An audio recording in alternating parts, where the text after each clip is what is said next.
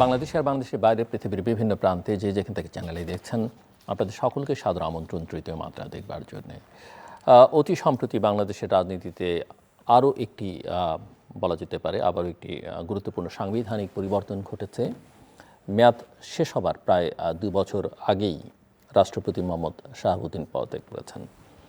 আনুষ্ঠানিক কারণটা স্বাস্থ্যগত তিনি দেখিয়েছেন, এবং এর আগে আমরা বিভিন্ন সময় যেটা লক্ষ্য করেছি যে রাষ্ট্রপতিদের পদত্যাগ করতে হলে বা পদত্যাগ করলে ওরকম পরিস্থিতি তৈরি হলে তারা নানা রকমের কথাবার্তা বলেন, বিশেষ করে যারা দায়িত্বে বা সরকারে থাকেন তাদের সম্পর্কে। কিন্তু রাষ্ট্রপতি শাহাবুদ্দিন তেমনটা করেননি। তবে নানা মহলে নানা জায়গায় আলোচনা ছিল যে এর পেছনে কোনো রাজনৈতিক চাপ ছিল কি না, এই প্রশ্নটা কিন্তু আছে। এখন আলোচনা হচ্ছে বা সাধারণ মানুষের কৌতূহল যে বিষয়টাতে, সেটা হচ্ছে কে হবেন বাংলাদেশের নতুন রাষ্ট্রপতি এবং নতুন রাজনৈতিক ব্যবস্থায় রাষ্ট্রপতির ভূমিকা কেমন হওয়া উচিত। আলোচনার মধ্যে নানা কথা আছে, রাজনীতিবিদদের মধ্যে রাষ্ট্রপতি, রাজনীতির বাইরের মানুষকে রাষ্ট্রপতি, আন্তর্জাতিক খ্যাতিসম্পন্ন ব্যক্তিত্বকে রাষ্ট্রপতি বা নিকট অতীতে যাদেরকে আমরা রাষ্ট্র পরিচালনা বা সরকার পরিচালনা করতে দেখেছি তাদের মধ্য থেকে রাষ্ট্রপতি। কিন্তু বাংলাদেশের অতীত অভিজ্ঞতা আসলে কি বলে, এইসব বিষয় নিয়ে এবং তার সঙ্গে সংশ্লিষ্ট আরও নানা রাজনৈতিক বিষয়ে, রাষ্ট্র সরকারের নানা বিষয় নিয়ে আমরা আলোচনা করবার জন্য আমার সঙ্গে স্টুডিওতে আছেন, আমার বায়বস আছেন বাংলাদেশ জাতীয়তাবাদী দল বিএনপি কেন্দ্রীয় নির্বাহী কমিটির যুগ্ম মহাসচিব এবং জাতীয় সংসদ সদস্য খায়রুল কবির খোকন, এবং আমার ডানে রয়েছেন দৈনিক যুগান্তরের সিনিয়র সহকারী সম্পাদক মাহবুব কামাল। স্বাগত আপনাদের দুজনকে তৃতীয় মাত্রায়। বিশ্বের খায়রুল কবির খোকন, রাষ্ট্রপতি মোহাম্মদ শাহাবুদ্দিন স্বাস্থ্যগত কারণ দেখে পদত্যাগ করেছেন। সো অনেকেই প্রশ্ন তুলছেন যে এটা কি একটা স্বাভাবিক সাংবিধানিক প্রক্রিয়া নাকি এর পেছনে রাজনৈতিক চাপ এবং ক্ষমতার নতুন সমীকরণ কাজ করেছে। আমরা একটু আপনার কাছ থেকে শুনতে চাই ক্ষমতাসীন দলের একজন আইন প্রণেতা হিসেবে। ধন্যবাদ আজকের এই তৃতীয় মাত্রায় আমাকে আমন্ত্রণ করার জন্যে। আমাদের একজন বিশিষ্ট আমাদের সাংবাদিক মাহবুব কামাল ভাই, ধন্যবাদ। বিষয়টি আমরা অনেক দিন যাবতই অন্তর্বর্তীকালীন সরকারের আমল থেকে আমরা শুনছিলাম যে আমাদের বিদায়ী মহামান্য রাষ্ট্রপতির বিষয়ে অনেক বিতর্ক ছিল, যেহেতু ফ্যাসিস্ট সরকারের আমলে উনি নিয়োগপ্রাপ্ত। তখনও কিন্তু যাদের নাম আমরা গণমাধ্যমগুলোতে, সামাজিক যোগাযোগগুলো দেখেছিলাম, যাদের আসার কথা ছিল, তাদের একজনও সেখানে আসার কোনো, আমরা তাদেরকে পরবর্তীতে যখন আমরা দেখে সবাই বিস্মিত হয়েছিল যে উনি এর নামটা কোনো আলোচনায় বা কোনোভাবে কেউ কল্পনার বাইরে আর কি ছিল এটা। তারপরে দেখা গেছে যে তৎকালীন যে ফ্যাসিস্ট সরকারের যে প্রধানমন্ত্রী ছিলেন আর কি, তার ইচ্ছার পরবর্তীতে আমরা যেটা শুনেছি আর কি, তার ইচ্ছার প্রতিপালন হয়েছে। তিনি হয়তো তার উপর নির্ভরযোগ্য মনে করেছিলেন, যার কারণে তাকে সেখানে দায়িত্ব দেওয়া হয়েছিল। এটা বাংলাদেশের রাষ্ট্রপতি, মহামান্য রাষ্ট্রপতি, সেখানে যে ব্যক্তি হবেন তার একটা সামাজিক অবস্থান, তার গ্রহণযোগ্যতা, তার পারসেপশন, সর্বমহলে একটা মোটামুটি গ্রহণযোগ্য একজন ব্যক্তি মানুষ প্রত্যাশা করে। রাষ্ট্রের 1 নম্বর ব্যক্তি হিসাবে তাকে মানুষ সেভাবেই আশা করে যে ওই ধরনের সমাজে গ্রহণযোগ্য ব্যক্তিরই আসবেন। তো যাক, সেখানে পার্টির যেখানে একক ব্যক্তির সিদ্ধান্তে সেটা হয়েছিল। কিন্তু তার পরবর্তীতে আমরা দেখেছিলাম যে এই ফ্যাসিবাদ বিরোধী আন্দোলনের পরবর্তীতে এই সরকারের বিরুদ্ধে যখন সর্বশ্রেণীর মানুষ একটা ঐতিহাসিক ছাত্র গণঅভ্যুত্থান হলো, দীর্ঘ 17 বছরের আন্দোলনের মধ্য দিয়ে যে জুলাই অগাস্টের যে ছাত্র গণঅভ্যুত্থানের মধ্য দিয়ে পতন হলো সরকার চলে যাওয়ার পর, তারপরে দেখেছিলাম যে আমাদের তখন এই দেশের জনগণ, ছাত্র সমাজ, তাকে নিয়ে তখনও কিন্তু আলোচনা আসছিল গণমাধ্যমগুলোতে, মিডিয়াগুলোতে, বক্তৃতায়, বিবৃতি অনেকেই বলছিল যে এই স্বৈরাচারের পদত্যাগ করার বিষয়টা নিয়ে আসছিল করার ক্ষেত্রে, যে ওকে রেখে ওরা আমাদের এই দেশ পরিচালনার ক্ষেত্রে কতটুকু গ্রহণযোগ্য হবে এবং আমাদের সংকট হবে কি না। কিন্তু সেখানে দেখা যায় যে আমাদের দলের পক্ষ থেকে কিন্তু সেখানে বলা হয়েছিল যে সাংবিধানিক সংকট সৃষ্টি হতে পারে, এই শঙ্কায় কিন্তু তাকে আমরা সমর্থন করিনি তখন আমাদের দল, বাংলাদেশ জাতীয়তাবাদী দল বিএনপি, যার কারণে এই সাংবিধানিক পদে উনি ছিলেন। তো যার কারণে বেশ আমাদের সরকার গঠন হয়েছে আমাদের প্রায় 5 মাস পেরে 6 মাসে পড়েছে। তো এই সময়ের মধ্যে তখন এইগুলো নিয়েও কিন্তু ইতিমধ্যে বিভিন্ন ছাত্র সংগঠন, বিভিন্ন মহল, বিভিন্ন সংগঠন কিন্তু বেশ তারা কথা আলোচনা হচ্ছে, এসব বিভিন্ন গণমাধ্যমগুলোতে সুশীল সমাজ এগুলো নিয়ে কথা বলেছে কি করা যায়। তার প্রেক্ষিতে আমাদের এই গণতান্ত্রিক সরকার, সেটা যে জনগণের ভোটের নির্বাচিত সরকার, জনগণের কাছে আমাদের দায়বদ্ধতা রয়েছে, জবাবদিহিতা রয়েছে। তাই আমরা এই জায়গাটাকে পরিষ্কার করার জন্যে তখন আমাদের তাকে 2 বছর আগেই তাকে এখানে শারীরিক অসুস্থতা যে কোনো কারণে দেখে তিনি তার পদত্যাগ করেছেন। তার পদত্যাগ করার পরে আমাদের মাননীয় স্পিকার, তিনি অ্যাক্টিং প্রেসিডেন্টের দায়িত্ব পালন করছেন এখন। তিনি তার জায়গায় এখন, যেখানে আমরা জানি যে সংবিধান অনুযায়ী আমাদের নির্বাচন কমিশন সেভাবে প্রক্রিয়া চলছে, রাষ্ট্রপতি নির্বাচনের প্রক্রিয়া চলছে। এর মধ্যে আমাদের অনেক নাম আমরা গণমাধ্যমগুলো দেখতে পাচ্ছি, পত্রপত্রিকা দেখতে পাচ্ছি, অনেক পত্রিকায় হেডলাইনও হয়েছে, রেড হেডলাইন হয়েছে। আমাদের বিএনপি স্থায়ী কমিটির সদস্যই হচ্ছেন একমাত্র আমাদের দলের মানে মহাসচিব মির্জা ফখরুল ইসলাম আলমগীর, ওনার নাম এসছে। তারপরে আমাদের ডক্টর আব্দুল মঈন খান, ওনার নাম আসছে। আমাদের নাম আসছে আমাদের নজরুল ইসলাম খান, অনেকে এই 3টা নামই বেশ মানে আলোচিত হয়েছে। তো এখন এই বিষয়টি যেহেতু আমাদের দলের মাননীয় প্রধানমন্ত্রী এবং স্থায়ী কমিটি সভা হচ্ছে, আমাদের স্থায়ী কমিটি সভায় বসে আলোচনার প্রেক্ষিতে মাননীয় প্রধানমন্ত্রী, দলের চেয়ারম্যান আমাদের তারেক রহমান, উনি এই বিষয়টা হয়তো সেখানে আলোচনা করে সিদ্ধান্ত নেবেন আর কি। সামগ্রিক মানে বর্তমান পদত্যাগটা পুরোপুরি স্বাস্থ্যগত কারণ নয়, কারণ আগে পরে যেহেতু অনেক আলোচনা হয়েছে, আলোচনার প্রেক্ষিতে এটা মিউচুয়াল আন্ডারস্ট্যান্ডিং এর মধ্যে হয়েছে, এটা আমরা বুঝতে পেরেছি। এটা আমাদের যদিও এটা অফিসিয়ালি হয়তো আমরা প্রকাশ করা হয়নি, কিন্তু বুঝতে আর বাকি নেই কাউকে যে কি কোন প্রেক্ষাপটে কি কারণে করা হয়েছে, এটা আমরা বুঝতে পেরেছি। যাক, এখন আমার মনে হয় যে দ্রুত সময়ের মধ্যেই এই যে আমাদের বাধ্যবাধকতা, যে সাংবিধানিক পদত্যাগ করতে চেয়েছিলেন প্রধানমন্ত্রী, তাকে বলেছিলেন যে সময় হলে খুব করা হবে, এটা বলা হয়েছিল। তো যাই আশা করি যে আমাদের খুব দ্রুত সময়ের মধ্যে এই রাষ্ট্রপতির কে হবেন সেটার মানে আলোচনার অবসান ঘটবে। আশা করি যে আমাদের প্রত্যাশা অনুযায়ী এই গণতান্ত্রিক সরকারের কাছে জনগণের যে প্রত্যাশা, একজন মানে গ্রহণযোগ্য ব্যক্তি, সর্বজন গ্রহণযোগ্য, মোটামুটি গ্রহণযোগ্য ব্যক্তি এখানে এই জায়গায় আসবেন বলে আমরা প্রত্যাশা করছি।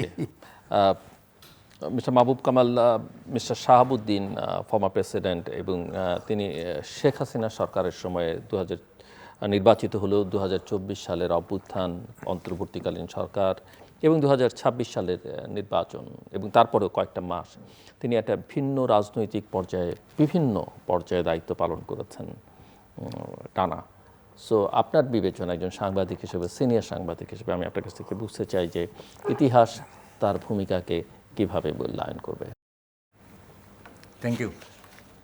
না, প্রথম কথা হচ্ছে যে প্রেসিডেন্টের যে পদ না, এইটা নন পার্টিজান, পার্টি নমিনেট করে, বাট পার্টি থেকে তাকে পদত্যাগ করতে হয় এবং পার্টি নমিনেট করে, এবং as soon as the member of the parliament vote him for the presidency এবং তিনি প্রেসিডেন্ট হয়ে যান, he becomes no longer a partisan, তখন উনি দেশের প্রেসিডেন্ট হয়ে যান। শাহাবুদ্দিন সাহেবের চয়েসটা, it was a wrong choice by Sheikh Hasina, definitely it was a wrong choice, কারণ তিনি অনেক বিতর্কিত ছিলেন।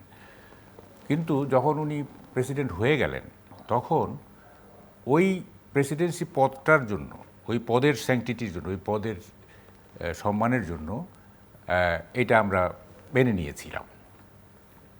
এখন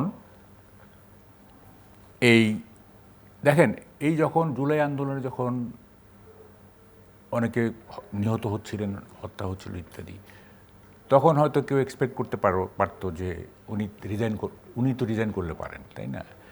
দেখেন, আপনি যদি স্বৈরাচারের দোসর বলতে চান, তাহলে আপনি সব সরকারি কর্মচারীকে স্বৈরাচারের দোসর বলতে পারবেন। কারণ হচ্ছে 5 অগাস্ট অপরাহ্নের আগ পর্যন্ত কেউ কিন্তু পদত্যাগ করে নাই, মানে তারা গভর্নমেন্টকে ফাংশন করতে সহযোগিতা করছে।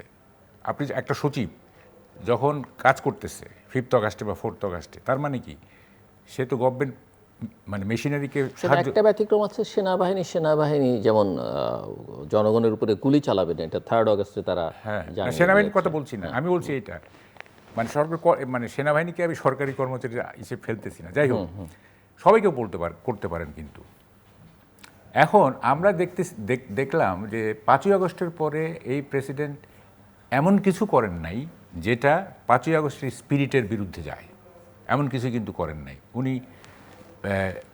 যে মানে যেটা নিয়ম আর কি, যে চিফ অ্যাডভাইজার অথবা প্রাইম মিনিস্টারের অ্যাডভাইস ছাড়া উনি কিছু করতে পারেন না, সেইভাবেই কিন্তু উনি তার ফাংশনগুলি করে গেছেন। এবং পার্লামেন্টের প্রথম অধিবেশনে উনি যে বক্তৃতা করছেন, এটাও আপনার একটা নিউট্রাল প্রেসিডেন্ট হিসেবে উনি করছেন। এবং এ পর্যন্ত যতগুলো বিল পাস হয়েছে কোনো বিল কিন্তু উনি ফেরত পাঠান নাই। তার যে রাষ্ট্রপতির যে স্বাক্ষর লাগে, একেবারে টোটালি এই সরকারকে সহযোগিতা করে যাচ্ছে। 133টা অর্ডিন্যান্স রাখো। 133। তাইলে এই মানে এমন তো না যে এই প্রেসিডেন্ট ইন্টারিম গভর্নমেন্ট অথবা এই গভর্নমেন্টের বিরুদ্ধে বিদ্রোহ করার চেষ্টা করছেন বা তার একটা ইল মোটিভ ছিল। হ্যাঁ, সেগুলি যদিও ইন্টারিম গভর্নমেন্টের বিরুদ্ধে তার অনেক অভিযোগ ছিল যে তাকে অসম্মান করা হয়েছে কিভাবে, এবং তৎকালীন সরকার প্রধান তাকে কোনো রকমের সহযোগিতা করেন। এগুলি না, এগুলি খুব প্যারাডক্সিক্যাল। আপনি প্রেসিডেন্ট 106-এর অধীনেই তো এই সরকার গঠিত হয়েছে, তাই না? তার অধীনে তার কাছে শপথ নিয়েছে না, তাইলে তো আপনি তার অধীনে শপথ নিয়ে আপনি তাকে আবার কন্ডেম করা, এটা তো হলো না আর কি। না, যদি এইটা হইতো যে ধরেন যে এটা একটা বিপ্লবী সরকার, 106 না, শহীদ মিনারে গিয়ে জুলাই যোদ্ধারা গিয়ে ওখানে বললো যে এটা একটা বিপ্লবী সরকার, এই সংবিধানটা সব বাদ ইত্যাদি, তাইলে একটা হইতে পারতো। আপনি তো কনস্টিটিউশনে আগাচ্ছেন, তাই না? তা আপনি যখন কনস্টিটিউশনে আগাচ্ছেন, তাহলে কনস্টিটিউশনের প্রত্যেকটা ক্লজই তো আপনাকে মানতে হবে, তাই না? একটা মানবো আর একটা মানবো না, এটা তো হয় না, তাই না? যেহেতু এটা কনস্টিটিউশনাল গভর্নমেন্ট। সুতরাং উনি কেন পদত্যাগ করলেন বা উনি কেন পদত্যাগ করতে বাধ্য হলেন বা কি, এই জিনিসটা আমার কাছে ক্লিয়ার না। যদি এরকম হয়তো সাসপেক্ট করা হচ্ছে যে উনি একটা কিছু মানে স্বাভাবিক না। আমি একটু ইন্টারাপ্ট করি। আমি শুনেছিলাম মাঝে যে কদিন আগে একটা নিউজ দেখেছিলাম যে তিনি লন্ডনে সিঙ্গাপুরের চিকিৎসা করতে গিয়ে তিনি কিন্তু ওভার টেলিফোনে বোধহয় সাবেক প্রধানমন্ত্রী শেখ হাসিনার সাথে টেলিফোনে কথা বলেছেন। উনি কিন্তু চ্যালেঞ্জ করছেন, যেটা প্রমাণ করে এই ধরনের একটা নিউজ বেরিয়ে না, এইটা তো বর্তমান যুগে আপনি কোনটা, এটা তো পোস্ট ট্রুথ এরা, সত্য পরবর্তী যুগ, এটা কোনটা সত্য কোনটা মিথ্যা আপনি বুঝতে পারবেন না। সে চ্যালেঞ্জ করতেছে, আপনি দেখান আমি কিভাবে করছি, তাই না? তা আপনি চ্যালেঞ্জ অ্যাকসেপ্ট করেন।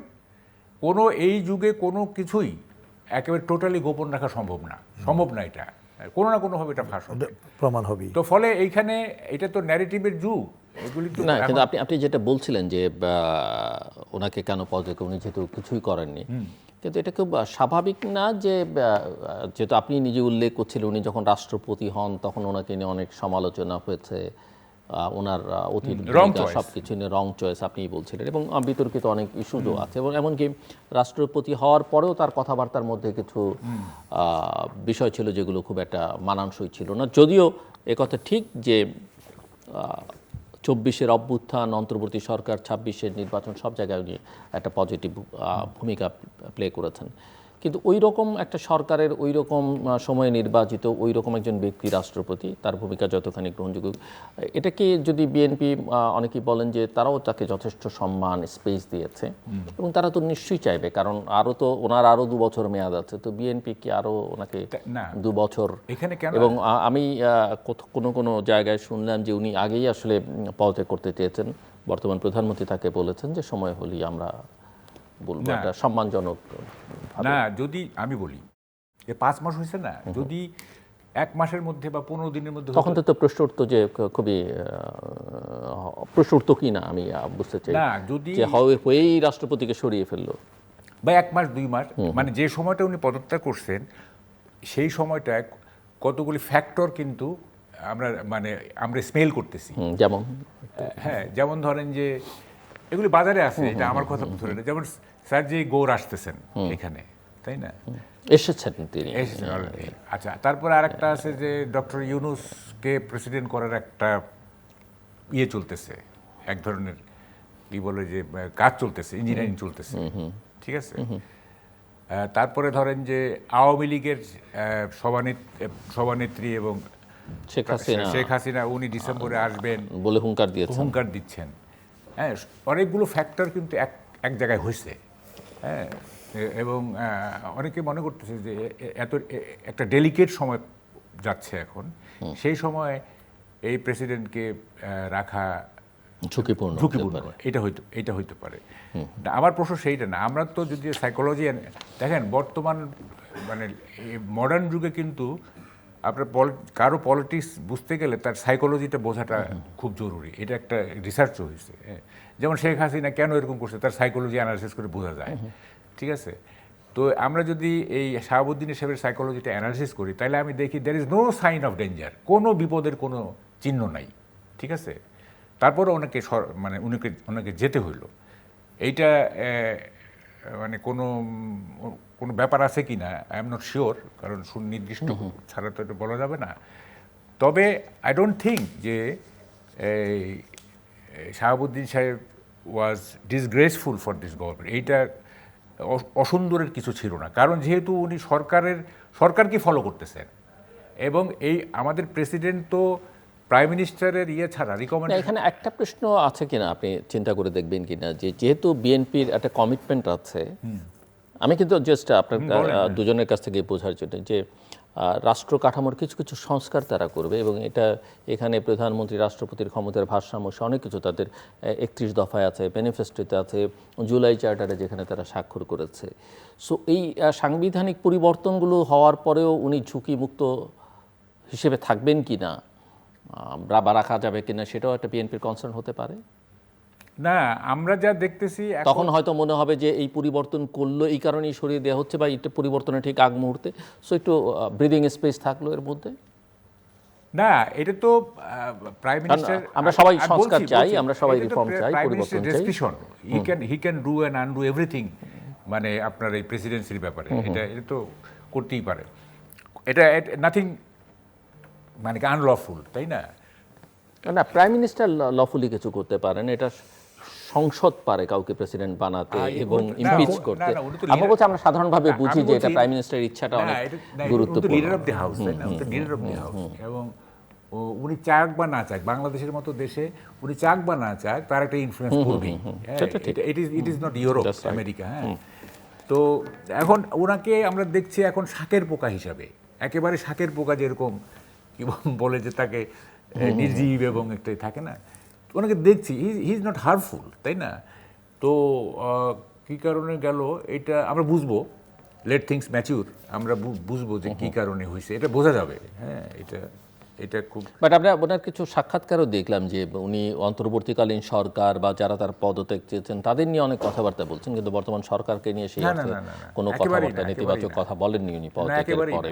আমি একটু আপনার কাছেই বুঝতে চাই যে ওনার পদত্যাগের পরই আমরা দেখছি নানা রকমের অভিযোগ উঠছে, তদন্ত, বিচারের দাবি, গ্রেপ্তারের দাবি।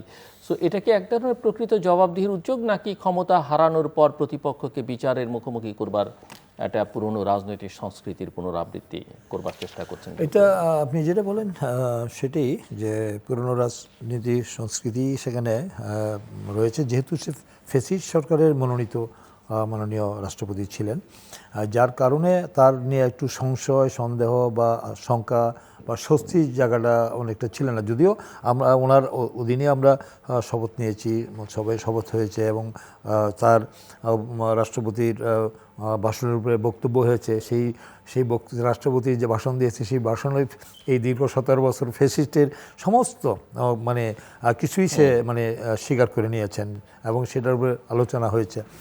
সেই আলোচনাটাও ইতিবাচকই হয়েছে। তো সেখানে তার মানে দিক থেকে কোনো নেগেটিভ,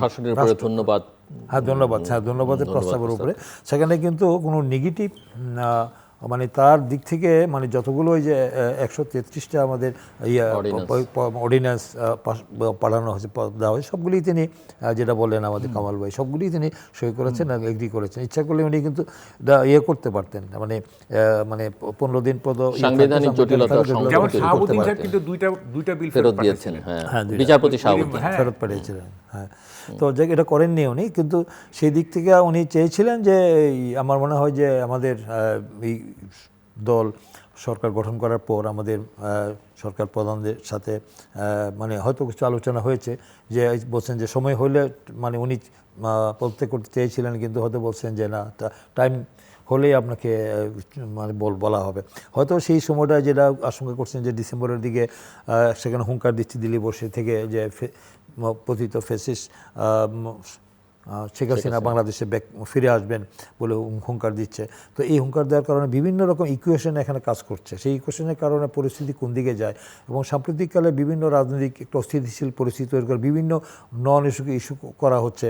তো এই সবগুলোর কারণে সব কিছুতে একটা মানে যেহেতু এখন এই সরকারের 6 মাসও হয়নি, তো এর মধ্যে তো আমাদের অনেক কমিটমেন্ট আছে।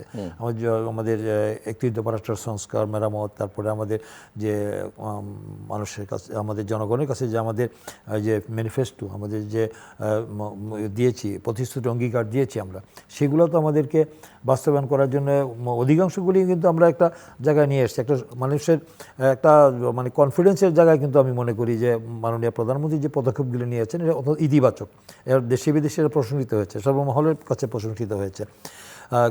এই বিষয়গুলো কিন্তু অতীতে কিছু কিছু বিষয় যেটা মানে ওই অতীতে আমরা দেখেছি কোনো সরকার যে নির্বাচনী আগে যে ইশতেহারে যা বলেন আর কি, সেটা দেখা যায় যে বাস্তবায়ন করার ক্ষেত্রে একটু সময় নিয়ে যায়। নির্বাচনের আগে আমরা ওয়াদা করি, পরবর্তী টাইমে কিন্তু উনি যে ওই 12 দিনের মাথায় যে উনি দেখেছেন যে ফ্যামিলি কার্ড, কৃষক কার্ড, হেলথ কার্ড, অনেক প্রতিশ্রুতি তিনি কিন্তু মানে বাস্তবায়ন করার জন্য ওই পদক্ষেপ নিয়েছেন।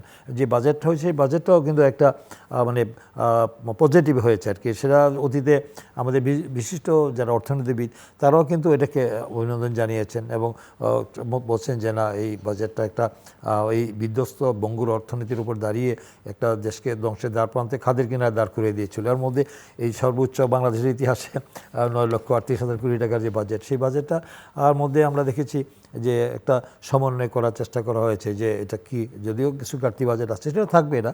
তো সেখানে আমার মনে হয় যে স্বস্তির জায়গা হলো যে না, এই অবস্থার মধ্যে থেকেও উনি যে তার যে ভীষণ, উনি যে বলছে যে আই হ্যাভ এ প্ল্যান যেটা বলেছিলেন, সেটাকেই উনি বাস্তবায়ন করার জন্য যে তার পদক্ষেপগুলো, প্রতিটা পদক্ষেপগুলো আর কি নিচ্ছেন। যে এই প্রতিদিন যে আমরা দেখতে পাচ্ছি বিভিন্ন জাতীয় আন্তর্জাতিক পর্যায়ে এবং আমাদের যে সামাজিক সুরক্ষা থেকে শুরু করে স্বাস্থ্য, কৃষি, হেলথ এবং সমস্ত শিক্ষা, সব ক্ষেত্রেই কিন্তু একটা বৈপ্লবিক পরিবর্তন আনার জন্য যে তার যে মানে দূরদৃষ্টি সম্পন্ন যে তার পদক্ষেপগুলো, এগুলো খুব ইতিবাচক হিসাবে চিহ্নিত হচ্ছে সব মহলে।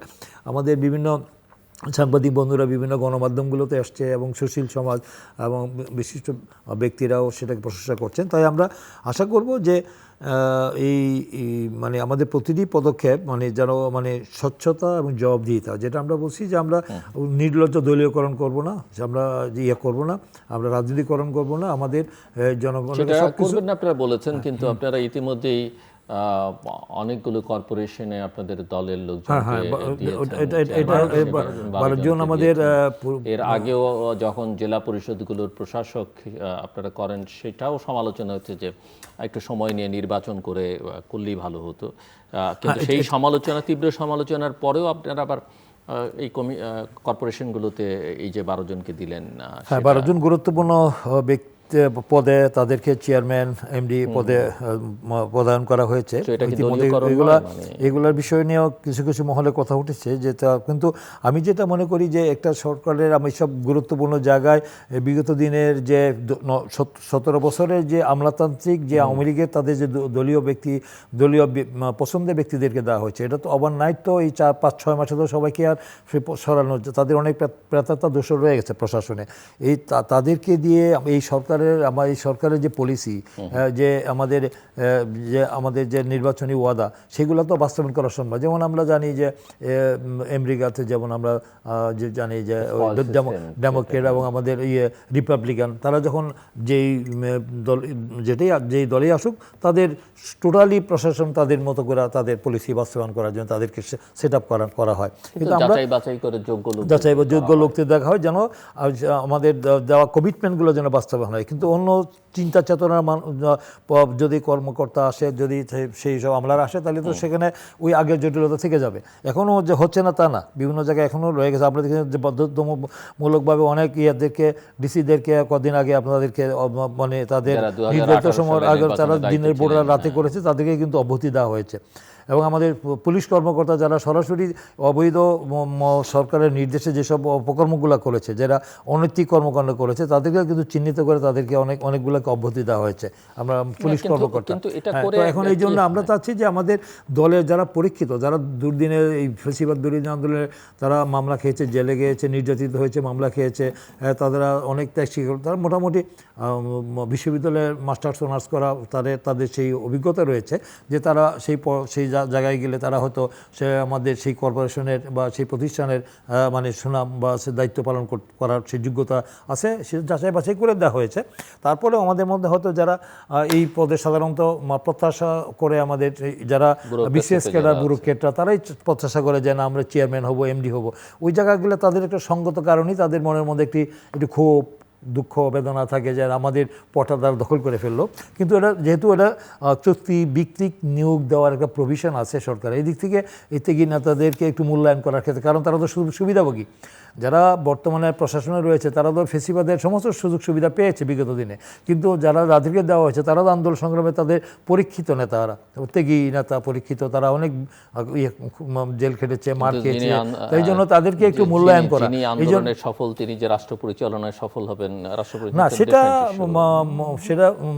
ভিন্ন প্রশ্ন, সেটা সময়ের ব্যাপার, সেটা আমরা ওয়েট এন্ড সি, আমরা দেখি যে তাদেরকে তারা পারফর্ম করতে পারছে কিনা, তারা সেই দায়িত্বটা মানে তাদের এই দায়িত্বটা যোগ্যতার সাথে, মেধার সাথে তারা নিরপেক্ষভাবে তারা দলীয়করণের ঊর্ধ্বে উঠে করতে পারে কিনা, সেটা বসে দেখার বিষয়। জাস্ট বিতর্ক করার জন্য আমি এটা করছি। আমি মিস্টার মাহবুব কামালের কাছে যাব, যে ধরেন আপনারা বলছেন যে আমলারা সহযোগিতা হয়তো অনেক ক্ষেত্রে করছে না, বা তারা ফ্যাসিস্টের দোষর। এই যে 12টা কর্পোরেশনের চেয়ারম্যান যাদেরকে দিলেন, আমলাদের কারণে যদি কর্পোরেশন কোনো ঝামেলায় পড়ে বা এরা যদি সফল না হয়, দায় কিন্তু রাজনৈতিক এই নিয়োগের হবে। হ্যাঁ, সেটা এড়ানো যাবে না, এবং দায় কিন্তু তখন আপনার দল, সরকার সবাইকে বহন করতে হবে। 1, 2 হচ্ছে আপনি আজকে যাদেরকে অব্যাহতি দিলেন, ভবিষ্যতে কখনো যদি অন্যরা ক্ষমতায় আসে, তারা তো এদেরকে ওই আপনারা যেমন চুক্তিভিত্তিক নিয়োগ দিয়েছেন 10 বছর 15 বছর আগে রিটায়ারমেন্টে যাওয়া লোকজনকে, তারাও তাদেরকে পুরস্কৃত করবে, বড় পদে নিয়ে বসাবে। আবার এখন যারা আপনাদের হয়তো যোগ্য লোক যারা আছে, ভালো লোক যারা হয়তো দলীয় বিবেচনাতে কাজ করে না কিন্তু আপনাদের সময় নিয়োগপ্রাপ্ত, তাদেরকে হয়তো বের করে দেবে। তো এই অবস্থা তো দেশে কোনোদিন প্রতিষ্ঠান দাঁড়াবে না। না, এটার সাথে আমি ঠিক দ্বিমত করছি না, কিন্তু ক্ষেত্র বিশেষে একটু ব্যতিক্রম হতে পারে। কিন্তু আমি বললাম যে যোগ্য ব্যক্তি যারা আছেন, যারা কোনো দলের সাথে সম্পৃক্ত নয়, কিন্তু তাদের মেধা, প্রজ্ঞা, দূরদর্শিতা এবং এই পদের জন্য সে যোগ্য ব্যক্তি, তাকে বঞ্চিত করা সেটা যুক্তিসঙ্গত নয়।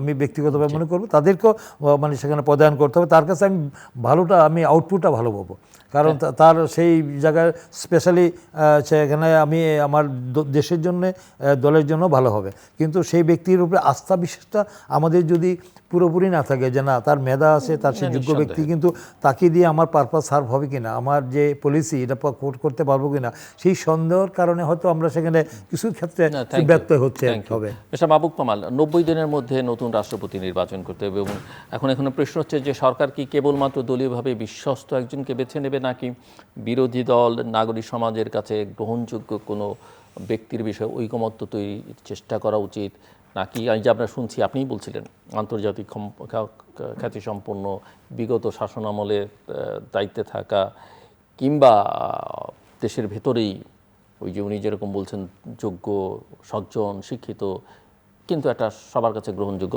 তিনি দলীয় নাও হতে পারেন, কি চাও?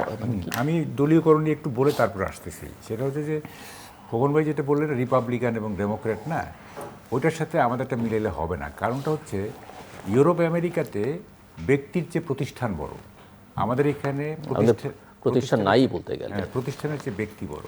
সুতরাং ওখানে যাকেই বসে, টম, ডিক, হ্যারি, যাকে বসেন না কেন, প্রতিষ্ঠানটাই তাকে পরিচালিত করবে, ঠিক আছে? ওখানে ওইটা কোনো ব্যাপার হবে না। কিন্তু আমাদের এখানে মানে ব্যক্তিটা অনেক বড় ব্যাপার। 2 নম্বর, এইখানে দলীয়করণ কিন্তু নানাভাবে সমালোচিত হয়েছে এই সরকার। যেমন প্রথম সমালোচনাটা আসছে বাংলাদেশ ব্যাংকের গভর্নরকে নিয়ে, ঠিক আছে?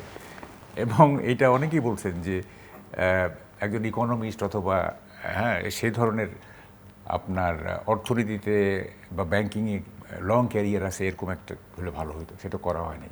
আবার দেখেন এই পুলিশে না একজন ডিআইজি বলছেন যে আমি ক্লাস 8 থেকে জাতীয় ছাত্রদলের তার বিরুদ্ধে কিন্তু কোনো অ্যাকশন হয় নাই।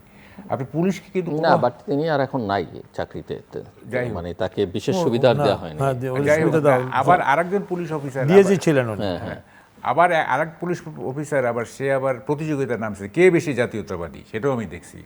সুতরাং এগুলি তো হচ্ছে, অতীত হয়েছে, জয় বাংলা স্লোগান দিয়েছে, জয় বাংলা বলেছে। আমি তো সেই জন্য বলি পুলিশ অফিসার সরাসরি। What is the difference between Benazir and that this DIG, ডিফারেন্সটা কি এটা আমি বুঝতে চাচ্ছিলাম। বেনজির আইজিপি ছিলেন, উনি ডিআইজি। আমি অত ডিটেইলে যাব না, আমার একটা রিজার্ভেশন আছে, সেটা হচ্ছে আমি একটু এই মুহূর্তে ক্ষেপে আছি, এই জন্য। কার উপরে ক্ষেপে আছেন? অ্যাটলিস্ট আমাদের দুজনের উপরে না হলে। আমার কথা শুনলেই বুঝবেন যে ক্ষেপে আছি কেন, আমার কথা শুনলেই বুঝবেন। সেটা হচ্ছে এনিবডি, টম, ডিক, হ্যারি, রাম, শাম যুদ্ধ হইতে পারে এক্সেপ্ট প্রফেসর ইউনুস। ওকে, আমি টম ডিক হ্যারি চাই না, আমি চাই যাকে সবাই রেসপেক্ট করবে। না আমি বলছি আমার ক্ষেপে আছি, আমি আগে কিন্তু আমি ডক্টর ইউনুসের নাম আসায় আপনি ক্ষেপে ক্ষেপে আছেন, আছি। কিন্তু নাম কি বিএনপি এনেছে আমি জানি না। আচ্ছা দেখেন, আমি বলি কেন তাকে আর লাইমলাইটে আনেন না, তাকে আর লাইমলাইটে গণমাধ্যম আনছে। আচ্ছা হ্যাঁ, he should be faded out for ever, তাকে আর মানে ফেড ইন করানোর দরকার নাই। কী কারণে বললাম, উনি যদি প্রেসিডেন্ট হন তাইলে মানে যে ক্ষতিটা 18 মাসে হয়েছিল ওই ক্ষতিটার কন্টিনিউশন চলবে, ঠিক আছে? উনি হি is A Parasite of America, পরজীবী কিন্তু উনি, আমি বলে দিচ্ছি। এবং উনি এই 18 মাসে যা খুশি তাই করছেন কেন? যেহেতু উনি মনে করছেন যে আমেরিকা আমার পাশে আছে। হ্যাঁ, উনি ওই যে প্যারাসাইটের কথা উঠতে, যেহেতু আমি মানে সায়েন্সের ছাত্র ছিলাম, ওই যে টেপ ওয়ার্ম হলো, যে ফিতাকৃমি কিন্তু মানুষের দেহের অন্ত্র থেকে পুষ্টি গ্রহণ করে, ঠিক আছে, এই প্যারাসাইট।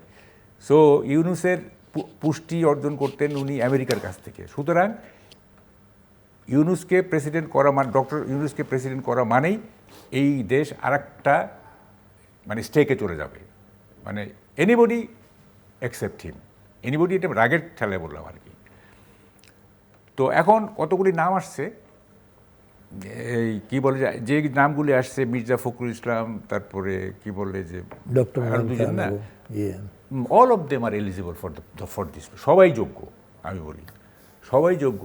তবে একটা কি আমি বলি, মির্জা ফখরুলের ব্যাপারে আমার একটা রিজার্ভেশন আছে, সেটা হচ্ছে যেমন আজকে আমি একটা লেখার হেডিং করছি যে কোথায় মানাবেন তিনি, জনসমুদ্র নাকি সীমাবদ্ধ বঙ্গভবন, মির্জা ফখরুল সম্পর্কে একটা লেখায় আমি এটা হেডিং করছি। উনি যেহেতু পার্টির সেক্রেটারি জেনারেল এবং ওনার সাথে পাবলিকের কন্ট্যাক্ট খুব বেশি, উনি দীর্ঘদিন দল করার কারণে ওনার যে এবং লোকাল গভর্নমেন্টের ইত্যাদি সবটা মিলে ওনাকে যদি মানে বঙ্গভবনে কনফাইন করে দেওয়া হয়, মানে বিচ্ছিন্ন করে দেয় পাবলিকের কাছ থেকে, এইটা ঠিক হবে না। কিন্তু উনি তো টায়ার্ডও, ওনার তো মানে টায়ার্ড এই অর্থে, মানে উনি তো প্রচুর ধকল সয়েছেন গত কয়েক বছর, এবং উনি তো আসলে এই ধকল আর কতদিন সইতে পারবেন? তার জন্য স্বস্তি, শান্তি, রেসপেক্ট সব অর্থে বঙ্গভবন গুরুত্বপূর্ণ না, যদি কেউ বলেন।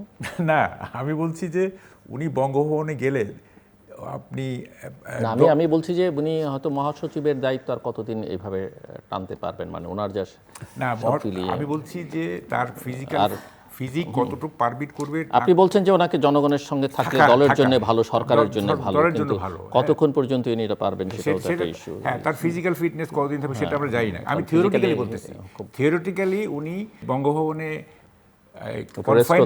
কনফাইন না থেকে উনি যদি জনসমুদ্রে থাকেন তাইলে অনেকেই তার কাছে যেতে পারবে, অ্যাক্সেস থাকবে, থাকবে। কিন্তু আমরা তো বঙ্গভবনে এমন মানুষকেই চাই যার কাছে সবাই যেতে পারবে, দল মত নির্বিশেষে, বিরোধীরা যেতে পারবে, অন্যরাও যেতে পারবে, সবার অ্যাক্সেস থাকবে। না, ওইটা শুনেন, বঙ্গভবনে আপনার ফর্মালি যাওয়া আর একজন ইনফর্মালি সবসময় থাকা ডিফারেন্স আছে।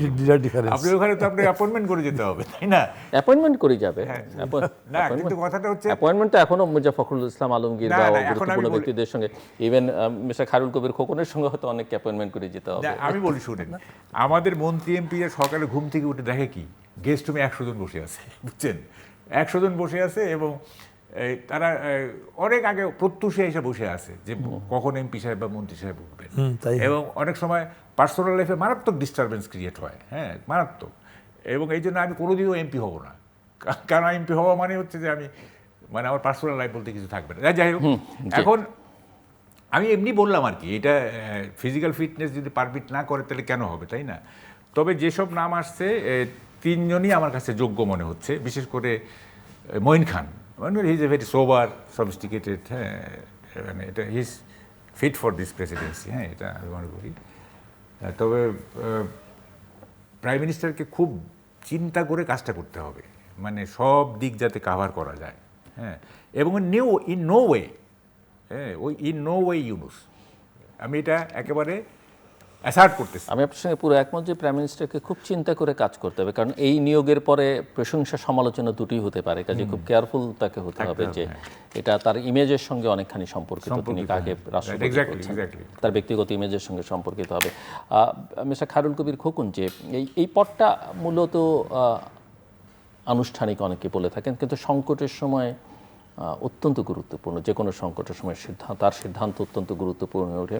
অনেক দিন ধরেই রাষ্ট্রপতি প্রধানমন্ত্রী ক্ষমতার মধ্যে এক ধরনের ভারসাম্য বা কিছুটা ব্যালেন্সের কথা অনেকে বলছেন। আবার এই যে সংকটকালে যে তার যে গুরুত্ব, সেই বিবেচনা থেকে রাষ্ট্রপতির ক্ষমতা, দায়িত্ব এবং জবাবদিহি নতুন করে সংজ্ঞায়িত করা প্রয়োজন। আপনারা নিজেরও দলীয়ভাবে কিছু অঙ্গীকার করেছেন। এখন প্রশ্ন হচ্ছে যে অঙ্গীকার বা এই সিদ্ধান্ত সেটা বাস্তবায়ন করবেন কি করবেন না। আমাদের অতীতের যে অভিজ্ঞতা আছে, সেই অভিজ্ঞতাটা আমরা দেখেছি, বেশ আমাদের তত্ত্বাবধায়ক সরকারের আমলে দেখেছি, তার আগে আমরা দেখেছি যে রাষ্ট্রপতির পদটা কতটা গুরুত্বপূর্ণ। সরকার পরিবর্তনের সময় সেটাকে উপলব্ধি করা যায় আর কি, যে রাষ্ট্রপতিটা কত মানে ওনার যে মানে কতটুকু ক্ষমতা উনি এক্সারসাইজ করতে পারেন সেটা আমরা বুঝি, যে তখন ওনার আন্ডারেই সব থাকে, সশস্ত্র বাহিনী থেকে শুরু করে অনেক কিছুই থাকে ওই সময়টার মধ্যে, তখন ওনার দিকে আমরা তাকিয়ে থাকি যে উনি কী ভূমিকা রাখেন। তো সেই জন্য আমার মনে হয় যে অতীত অভিজ্ঞতার আলোকে আমাদের এবারের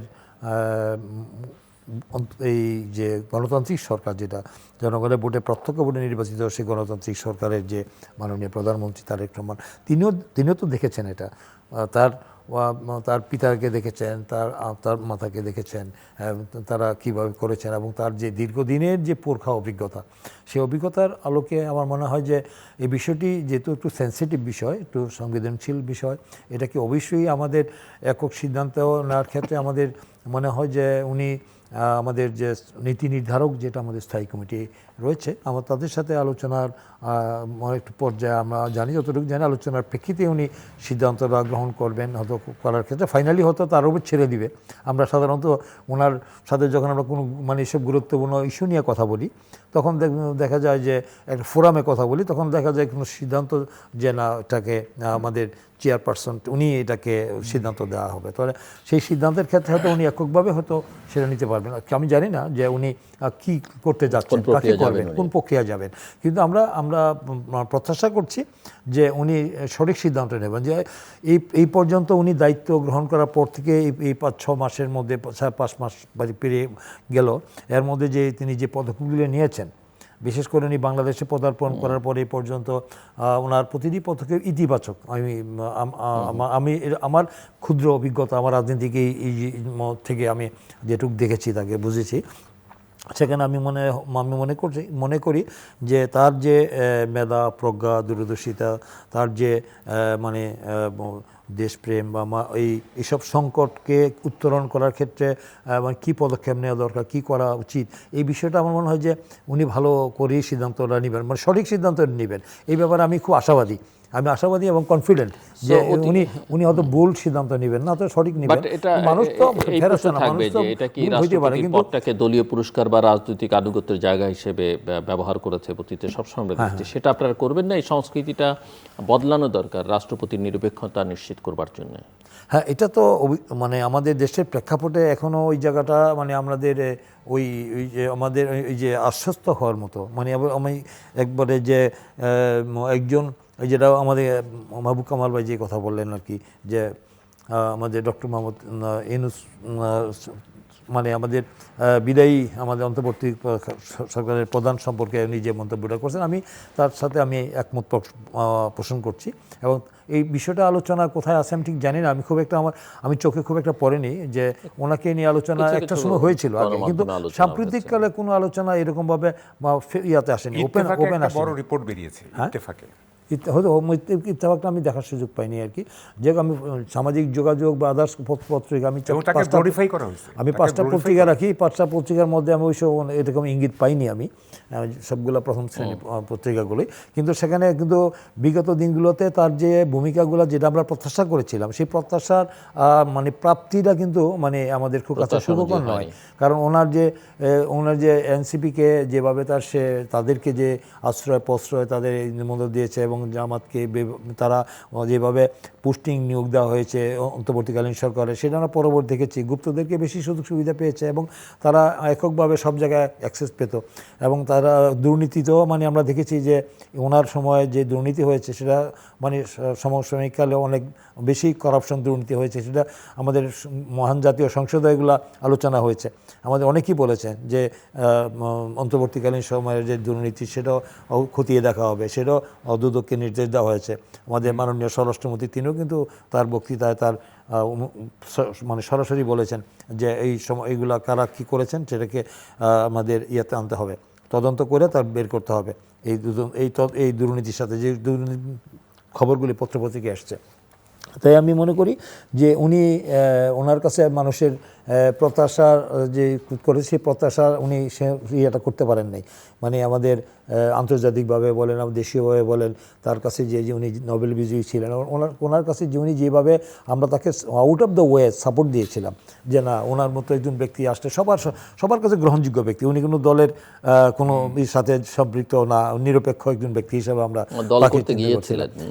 একসময় দল করতে চেয়েছিলেন কিন্তু সেই দলটা সাপোর্ট পাননি তার কারণে এখন মানে তিনি করেছিলেন রিট্রিট করেছিলেন যে এখন তারা নিয়ে বোধহয় আমার জাতি জনগণ বা আমাদের নীতি নির্ধারক কেউ ভাবছেন বলে আমার মনে হয় না আর কি যেটা আপনি বললেন আর কি যাই হোক আমি আশা করব যে আমাদের এই সুচিন্তিত মতামত এবং যোগ্য ব্যক্তিকে এখানে মনোনয়ন দেওয়া হবে উনি আসবেন যেটা হলে আমাদের জাতির জন্য দেশের জন্য আমাদের গণতন্ত্রের জন্য একটা স্বস্তির জায়গায় আসবে আর কি আমরা যেন তার আস্থা বিশ্বাস রাখতে পারি মাহবুব কামাল রাষ্ট্রপতি নির্বাচন সরাসরি জনগণের ভোটে হওয়া উচিত এরকম একটা আলোচনা কিন্তু অনেকদিন ধরে আছে এবং এই যে সংস্কারের আলোচনা এইসব জায়গায় এই আলোচনাটা হয়েছে সো আপনি কি সরাসরি নির্বাচন সমর্থন করেন রাষ্ট্রপতির ক্ষেত্রে এইটা ফর অ্যান্ড এগেইনস্ট দুটোই যুক্তি আছে হ্যাঁ এটা মানে এগেনস্টের যুক্তিকে যে রাষ্ট্রপতি এবং প্রধানমন্ত্রীর ক্ষমতার মধ্যে একটা দ্বৈত সংঘাত না সেটা না মানে ধরেন যে এখন যেটা আছে না এই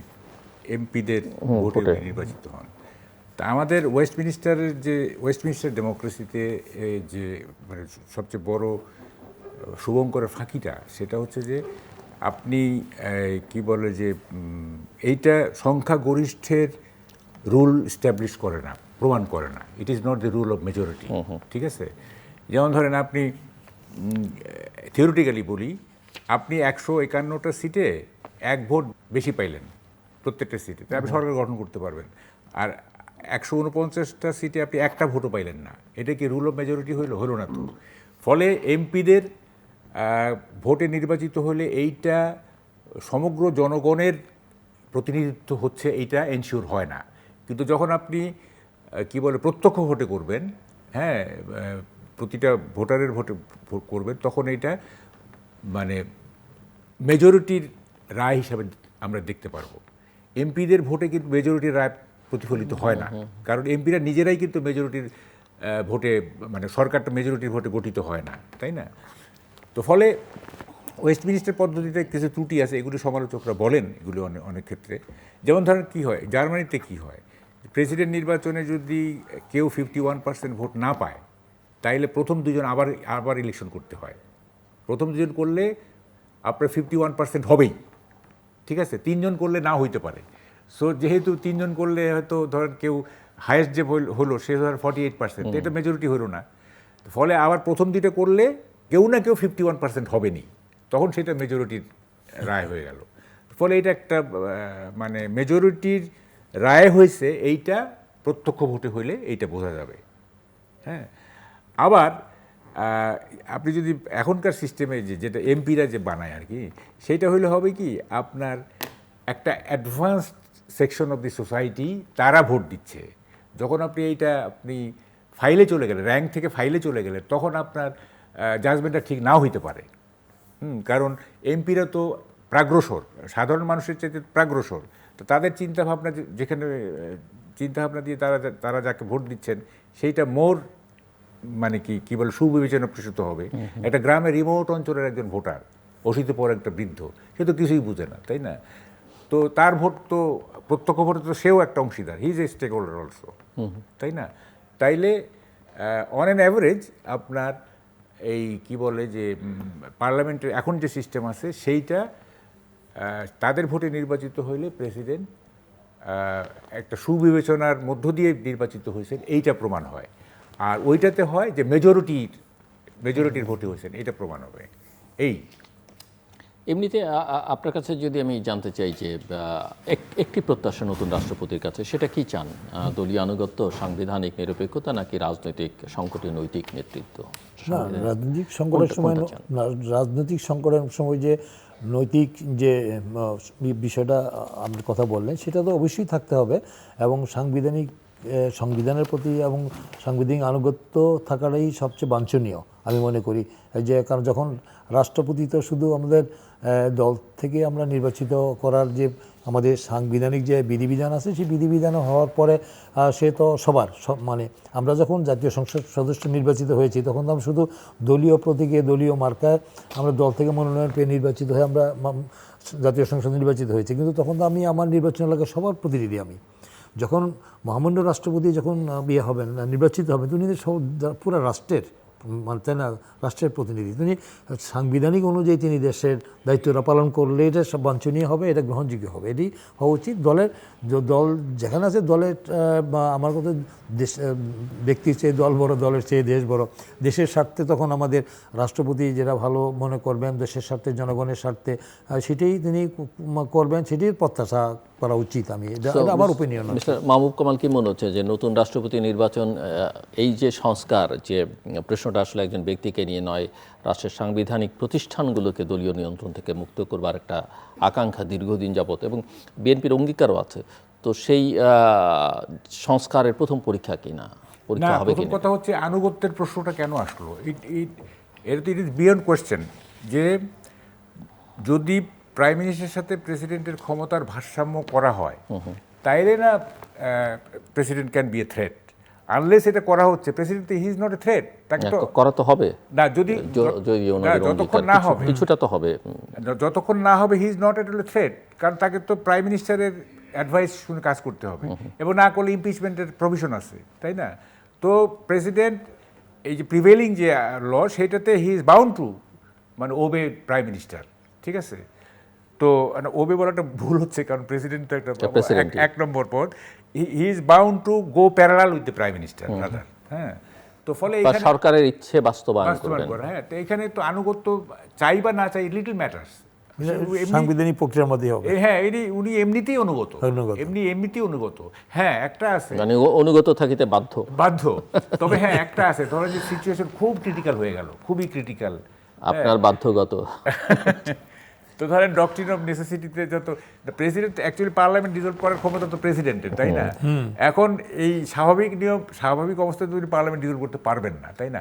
কিন্তু ধরেন যে এমন একটা জটিল সিচুয়েশন তৈরি হইলো, কনফ্রন্টেশন, একটা সিভিল ওয়ারের সিচুয়েশন হয়ে গেল, বা একটা কিছু হইলো, তখন প্রেসিডেন্ট ইচ্ছা করলে হি ক্যান এক্সারসাইজ হিজ পাওয়ার করতে পারবে, পাওয়ার ডিসলভ করে, মানে পার্লামেন্ট ডিসলভ করে দিল। কিন্তু আনলেস আপনি ওই যে সংস্কারের যেগুলো আছে, যে প্রেসিডেন্টের সাথে ভারসাম্য করা, সেটা যতক্ষণ না পর্যন্ত না করছেন, he safe, president is safe for the government, তাই না? এখানে কোনো দুশ্চিন্তার কিছু নাই। তারপরে মানে ক্ষমতার ভারসাম্য কীরকম হবে সেইটার উপর নির্ভর করে। আমরা তো এতক্ষণ মোটামুটি নিরাপদ নির্দোষ আলোচনা করলাম। শেখ খায়রুল কবির খোকন এখন পর্যন্ত একটু কমফোর্ট জোনে আছেন। সরকারের 6 মাস হবার পথে সরকার, কেমন কাটলো এই সময়টা? এবং আপনি তো আপনার কথাবার্তায় প্রধানমন্ত্রী শোনেন, আপনাকে লিখিত লিখে অভিনন্দন জানান না, এক অর্থে সৌভাগ্যবান নাগরিক। না শুনুন, আমি দুইটা কথা আমি একটু ব্যাখ্যা তো করি। সর্বশেষ আপনার সঙ্গে যে কথা হয়েছিল তারপর থেকে এই পর্যন্ত এসে এখন কোথায় দাঁড়ানো? আমি বলছি দুইজন বিশিষ্ট ব্যক্তির কথা আমি একটু ব্যাখ্যা করি। একজন হচ্ছেন রুহুল কবির রিজভী, উনি বক্তৃতায় সরকারকে আইনের শাসন প্রতিষ্ঠায় হার্ডলাইন নিতে বলছেন, ঠিক আছে, যে এইভাবে হবে না, হ্যাঁ, বিভিন্ন সিন্ডিকেট ফিঙ্গিতে এই সেই ইত্যাদি উনি বলছেন হার্ডলাইন নিতে হবে, আইনের শাসন প্রতিষ্ঠা করতে হবে। আপনার সাথে আমি বলছি যে অপশক্তিকে দমন করলে গণতন্ত্রের কোনো ক্ষতি হয় না, এটা কিন্তু 3 মাস আগে বলছি, কিন্তু সেই কথাটাই কিন্তু উনি আজকে বললেন।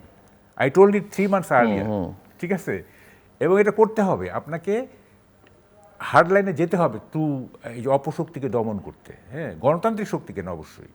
এটা গেল একটা। 2 নম্বর, মির্জা ফখরুলের কথাটা খুবই গুরুত্বপূর্ণ।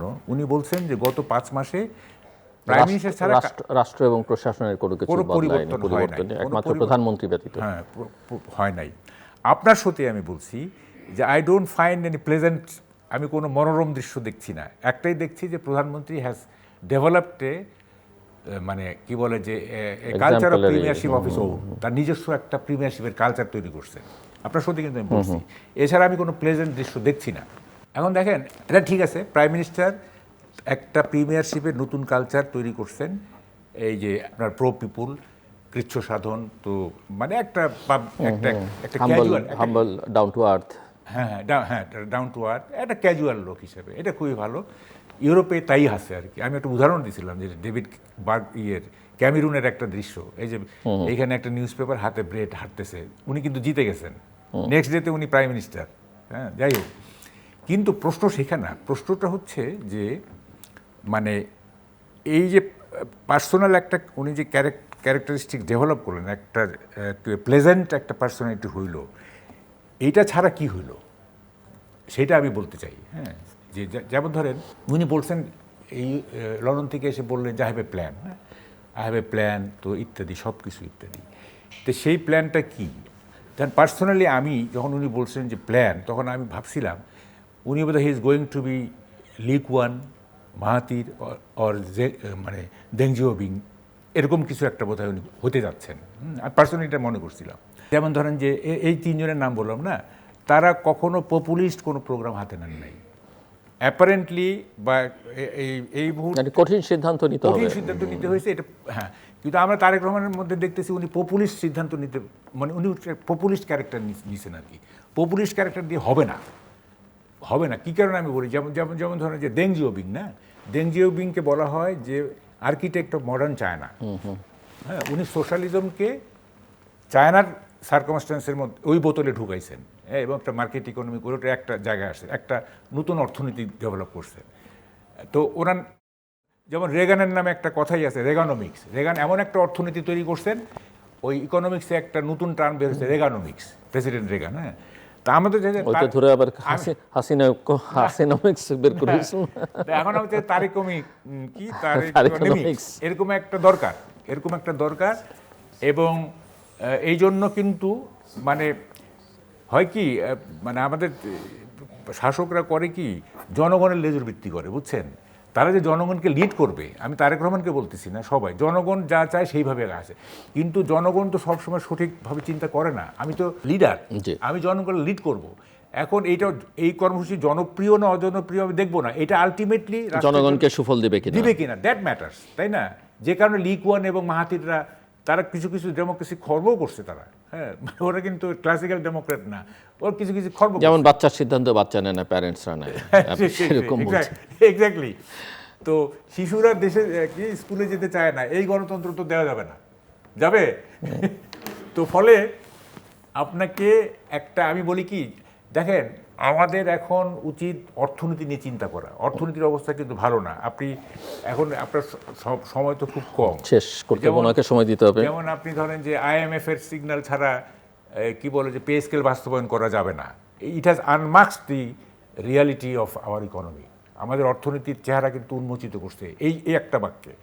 তারপরে ধরেন যে গ্যাসের সংকট শুরু হয়েছে, তারপরে মিল কারখানাগুলোতে প্রাইম মিনিস্টার অবশ্য বলছেন যে এটা সংযোগ এটা দেওয়া হবে ইত্যাদি। তারপরে নানা রকম অর্থনীতির বিনিয়োগ নাই, এটা সেটা। তো এখন আমরা করতেছি কি, অর্থনীতিকে বাদ দিয়া আমরা পলিটিক্সটার উপর বেশি কনসেন্ট্রেট করতেছি। হ্যাঁ, পলিটিক্সটাকে এটা ঠিক না। আপনাকে একটা অর্থনীতিটা যদি ভালো হয়, পলিটিক্স আপনি ভালো হবে।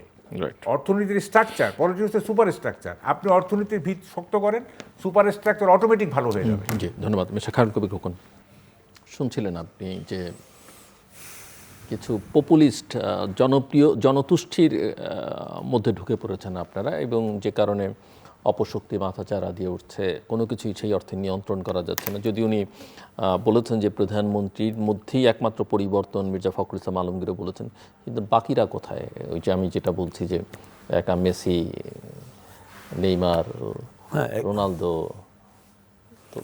হ্যাঁ, এটা তো খেলা যেতে এটা তো পারে না। বাস্তবই যে দলের মানে সরকার প্রধানের পক্ষে একা পুরা দেশ ইয়ে করা, মানে নিয়ন্ত্রণ করা সর্ট অফ, তার যে টিম ওয়ার্ক, তার যে সভা পরিষদ যেটা রয়েছে, আমাদের মন্ত্রী পরিষদ, এবং তার যে আমলা সবাই মিলে আমাদের এই ওনার পলিসি, উনি যে আমরা যা কী করতে যাচ্ছি, আমাদের সেই পলিসিগুলোকে বাস্তবায়ন করতে হবে। আমাদের যে বিধ্বস্ত, আমি আগেই বলছি যে বিগত 17 বছরে যে অর্থনীতি, যে আমাদের বঙ্গের অর্থনীতি বিধ্বস্ত, অর্থনীতি লুটপাট করে দেশকে তো ধ্বংসের দ্বারপ্রান্তে না, খাদের কিনারে দাঁড় করে দিয়েছিল। ওই যে আমাদের বিশিষ্ট অর্থনীতিবিদ ডক্টর দেবপ্রিয় ভট্টাচার্য, উনি যে শ্বেতপত্র প্রকাশ করেছেন, সেখানে তিনি তো বলেছেন যে 30 লক্ষ কোটি টাকা বিদেশে পাচার হয়েছে, এবং কিভাবে হয়েছে আমরা সবই জানি। মানে এই আপনার 2 বছরে প্রায় প্রতি বছর আমাদের প্রায় 15 থেকে 16 বিলিয়ন ডলার বিদেশে পাচার হয়েছে।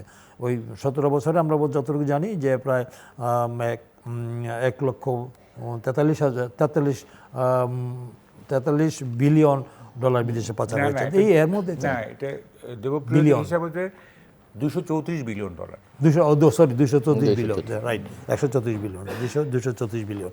তো এর মধ্যে দাঁড়িয়ে মানে আমাদের যে অর্থনৈতিক অবস্থা যেটা বললেন, যে বিদেশি বিনিয়োগ আমাদের সেভাবে আসার সুযোগ হয়েছে, শুরু হয়েছে, কারণ একটা স্টেবল গভর্নমেন্ট না হলে কিন্তু ফরেন বিনিয়োগ করে না। আমাদের যে শর্ত আমাদের IMF দিচ্ছে, ওয়ার্ল্ড ব্যাংক দিচ্ছে, এগুলো তো আমাদের একটা প্রক্রিয়া, প্রসেস। ইতিমধ্যে 2টা দেশ উনি সফর করে আসছেন, এমও হয়েছে, এবং আশাবাঞ্জক কিছু ইয়েও পেয়েছেন।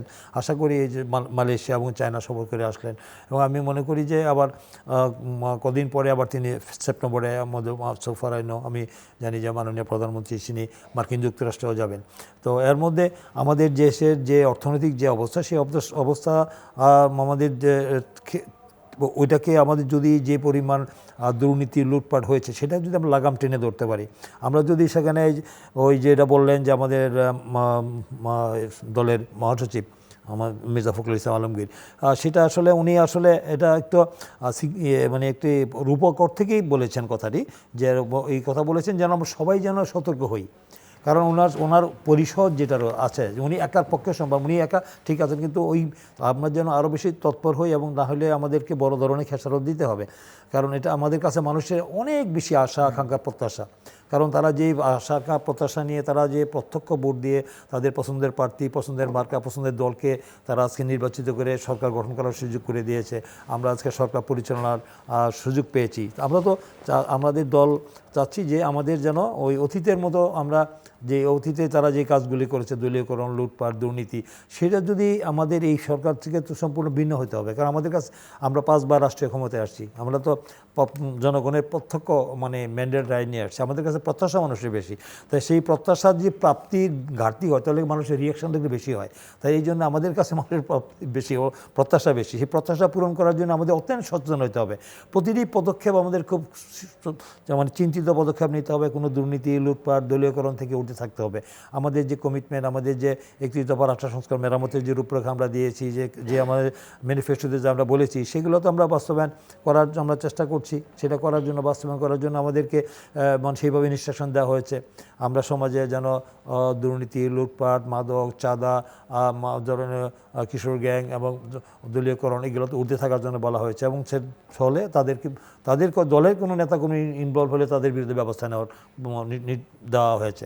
আমি একটা জেলার দায়িত্বে রয়েছি, আমাদেরকেও সেভাবে নির্দেশ দেওয়া আছে। তাই সেখানে আমাদের প্রতিটি পদক্ষেপ কিন্তু আমাদেরকে জবাবদিহি করতে হচ্ছে। আমাদের পিছনে কিন্তু গোয়েন্দা লেগে আছে যে আমরা কী কর্মকাণ্ড করছি, আমরা কি অনৈতিক কর্মকাণ্ড, আমরা কি মানে এই ক্ষমতার মোহে আমরা কি সব ইয়ে হয়ে যাচ্ছি কিনা, আমরা কি জনবিচ্ছিন্ন হয়ে যাচ্ছে কিনা, বা জনগণের কল্যাণে কাজ করছি কিনা, আমাদের কমিটমেন্ট বাস্তবায়ন হচ্ছে কিনা, এটা কিন্তু উনি এইগুলো প্রতিনিয়ত কিন্তু মনিটর করছেন। কিন্তু সেখানে আমাদের ওনার একার পক্ষে সবগুলো কিন্তু কন্ট্রোল করা খুব ডিফিকাল্ট। এই জন্যে আমাদের যারা আমরা দায়িত্বশীল, আমরা যারা দলের জন্য, দেশের জন্য এই সংকট উত্তরণের জীবন বাজি লিখে লড়াই সংগ্রাম করেছি, আমাদের গুম, খুন, হামলা, মামলা, যে আমাদের সবচেয়ে বেশি অত্যাচারিত আমাদের বসে ত্যাগ স্বীকার করেছে আমাদের বিএনপি। সেখানে ঐতিহাসিক ছাত্র গণঅভ্যুত্থানের মধ্যে দিয়ে আমাদের এই বিজয় আসছে। এই বিজয়টা তো আমি মনে করি যে যদি আমাদের এই কাছ থেকে জনগণের যদি সঠিকভাবে তাদের সেই সেবা দিতে, গুড গভর্নেন্স যাকে বলে, মানে যেমন রুল অফ ল বলেন, গুড গভর্নেন্স বলে, সুশাসন বলেন, এই থেকে যদি জনগণ বঞ্চিত হয়, দুর্নীতি হয়, দ্রব্যমূল্যের দাম বেড়ে যায়, গ্যাস থাকে না, বিদ্যুৎ থাকে না, উৎপাদন কমে যায়, বেকার সমস্যা তৈরি হয়, তাহলে এটা তো আমাদেরকে জবাবদিহি করতে হবে। সেই জন্য আমাদেরকে সেগুলোকে মানুষের ধৈর্য ধরতে হবে। ওভারনাইট তো সব কিছু করা যাবে না। এই 17 বছরের জল আমরা মানে 6 মাসে সম্ভব না। ইট উইল টেক টাইম, একটু সময় দিতে হবে আমাদেরকে। এই সময়ের মধ্যে আমরা সঠিকভাবে দায়িত্বটা কি আমাদের সরকারের সব কাজ করছে কিনা, এটা হলো দেখার বিষয়। সেখানে আমাদের আন্তরিকতা আছে কিনা, বা আমরা কাজগুলো সঠিকভাবে করছি কিনা। যদি দেখা যায় যে না, আমরা এখানে যেহেতু পাওয়ারটা মানে আমার পাওয়ারটাকে মানে অপব্যবহার করছি, মানে আমরা দুর্নীতি লুটপাটে মানে নিমজ্জিত হয়ে গেলাম আমরা, আমাদের দলের নেতাকর্মীরা, এই বিষয়গুলি যদি আমরা থেকে উঠতে পারি, আমরা চেষ্টা করছি। আমাদের দলের চেয়ারম্যান এবং মাননীয় প্রধানমন্ত্রী যখন এই লাইনের সঠিক আছেন, মানে আমাদের সঠিক নির্দেশ দিচ্ছেন, এটাকে আমরা ফলো করছি। কারণ জানি যে যদি আমি বিচ্যুতি হই, আমার কিন্তু পথ যাবে, আমি কিন্তু জেলে যাব, আমার কিন্তু মানে দলের, কারণ আমার এই ভয়টা আছে। কারণ উনি যেহেতু এটার ঊর্ধ্বে আছেন, উনি এ ব্যাপারে স্বচ্ছতা, জবাবদিহিতা আছে উনি যেহেতু জনগণের কাছে জবাবদিহিতা রয়েছে, আমরা জনগণের প্রত্যক্ষ ভোটে নির্বাচিত, তাই এই বিষয়গুলো নিয়ে আমরা খুবই উদ্বিগ্ন, এটাকে আমরা বাস্তবায়ন করতে চাই। আমার হাতে আর কোনো সময় নেই, 1 মিনিট জাস্ট ক্লোজিং রিমার্কস। প্রথম কথা হচ্ছে আপনাকে বলি, সেটা হচ্ছে গ্রাস রুটটা ঠিক করেন। গ্রাস রুটের উপরে কিন্তু হাইকমান্ডের কোনো কন্ট্রোল নাই, আমরা দেখতেছি। গ্রাস যত কিছু হচ্ছে সব কিন্তু এই যে পেরিফেরি বিভিন্ন জায়গায় আপনি যদি গ্রাসরুট কন্ট্রোল করতে না পারেন, তাহলে কিন্তু অঘটন ঘটতেই থাকবে। এটা আপনি মাননীয় প্রধানমন্ত্রীর কাছে একটু পৌঁছে দিন। এটা 2 নম্বর হচ্ছে, দেখেন অর্থনীতির অবস্থা কিন্তু ভালো না। আপনি একটু অপ্রিয় সত্য কথাই বলি, যেমন ধরেন যে গ্যাস সংকট কিন্তু মারাত্মক হচ্ছে, এবং আজকে আমরা একটা লিড নিউজ করছি, আগামী 12-13 বছরে সমস্ত গ্যাস এক্সস্টেড হয়ে যাবে, গ্যাস নিঃশেষ হয়ে যাবে। 12-13 বছর পর কী হবে সেটা কিন্তু জানি না। এই জন্য আমি ওই যে ব্লু ইকোনমি এক্সপ্লোর করার জন্য প্রধানমন্ত্রীর জন্য একটা আলাদা এপিসোডও করছি। আচ্ছা, দেখেন IMF সাথে $5.5 বিলিয়ন যে চুক্তি হয়েছে, প্রথম কিস্তি 1.667 না কত, এইটারই কিন্তু এখন পর্যন্ত এইটা কবে দেওয়া হবে, কিভাবে দেওয়া হবে, এটা কিন্তু এখনও মানে ঠিক হয় নাই। তারপরে কথা হচ্ছে, আপনার ইনভেস্টমেন্টের অবস্থা তো খুবই খারাপ। আপনারা জানেন কি না জানি না, আমার তো কিছু কথা হয় এই যে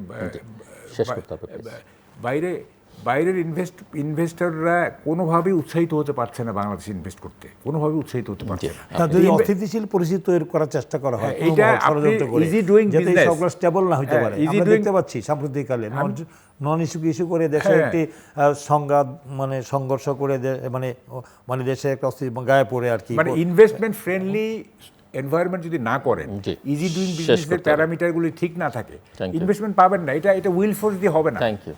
ইনভেস্টের সবার পূর্ব শর্ত হলো যে রাজনৈতিক স্থিতিশীলতা যদি এটা না থাকে, যদি এটাকে পরিকল্পিতভাবে এই সরকারের ভাবমূর্তি নষ্ট করার জন্য একটি পক্ষ যেভাবে সাম্প্রতিককালে পরিস্থিতিকে তারা গোলা করার চেষ্টা করছে, এতে করে কিছুটা ব্যাহত হতে পারে। এখন এটা শক্ত হাতে আপনি যেটা বলছেন দমন করতে হবে। দর্শক, অনুষ্ঠানের শেষ প্রান্তে আমরা সামাজিক যোগাযোগ মাধ্যম ফেসবুক, এক্স এবং ইউটিউবে তৃতীয় মাত্রা লাইভ স্ট্রিম হচ্ছে, আপনারা দেখতে পারেন। টেলিভিশনের পর্দায় দেখতে না পারলে যে কোনো সময় যে কোনো স্থান থেকে ইউটিউবে তৃতীয় মাত্রা চ্যানেলটি সাবস্ক্রাইব করে এই পুরোনো পর্বগুলো আপনারা দেখতে পারেন। মিস্টার মাহবুব কামাল এবং মিস্টার খালিল কবির খোকন, অসংখ্য ধন্যবাদ এই আলোচনা অংশ নেবার জন্য। দর্শক, আমরা বাংলাদেশের জন্য অতীত অভিজ্ঞতার আলোকে একজন ভালো রাষ্ট্রপতি চাই। ভালো রাষ্ট্রপতি মানে যিনি ব্যক্তিত্ব সম্পন্ন, সজ্জন, দল মত পথের ঊর্ধ্বে উঠে কাজ করতে পারবেন, দেশের সেবা করতে পারবেন এবং শিক্ষিত, মার্জিত, ভদ্র, রুচিবান এরকম একজন রাষ্ট্রপতি আমাদের দরকার, এবং যিনি কোনো একটি দলের দল তাকে হয়তো নির্বাচন করবে, কিন্তু সেই দলীয় আনুগত্যের ঊর্ধ্বে উঠে সাংবিধানিক দায়িত্ব পালন করবেন, এবং একই সঙ্গে তিনি যে কোনো রাজনৈতিক সংকট একটা নৈতিক নেতৃত্ব যেন তিনি দিতে পারেন, সেরকম একজন রাষ্ট্রপতি আমাদের দরকার। প্রধানমন্ত্রী নিজে চেষ্টা করছেন, এটা সবাই তার বিরোধীরাও স্বীকার করে, কিন্তু কোনো কোনো ক্ষেত্রে তাকে জনতুষ্টির প্রক্রিয়ার বাইরে গিয়ে আসলে অনেক কঠিন সিদ্ধান্ত নিতে হবে। কোনো ভালো সরকার, সেই ভালো সরকারকে আসলে সবসময় জনতুষ্টির কথা চিন্তা করলে হয় না। যেমন আলোচনায় উঠে এসছে যে বাচ্চারা স্কুলে যাবে না, সেটা কোনো বাবা মাই চাইবে না, না চাইলে তাকে স্কুলে পাঠাবার ব্যবস্থা করতে হবে, সেটা বাবা মায়ের দায়িত্ব। কাজেই সরকার প্রধানকেও আসলে সেরকম হতে হবে, এবং সব মিলিয়ে দেশটাকে স্থিতিশীল রাখতে হবে, এবং দেশটাকে স্থিতিশীল রাখবার জন্য রাজনৈতিক স্থিতিশীলতার জন্য অর্থনৈতিক স্থিতিশীলতার উপর অনেক বেশি জোর দিতে হবে। আমাদের সঙ্গে থাকবার জন্য অসংখ্য ধন্যবাদ, আপনাদের সবার জন্য শুভকামনা।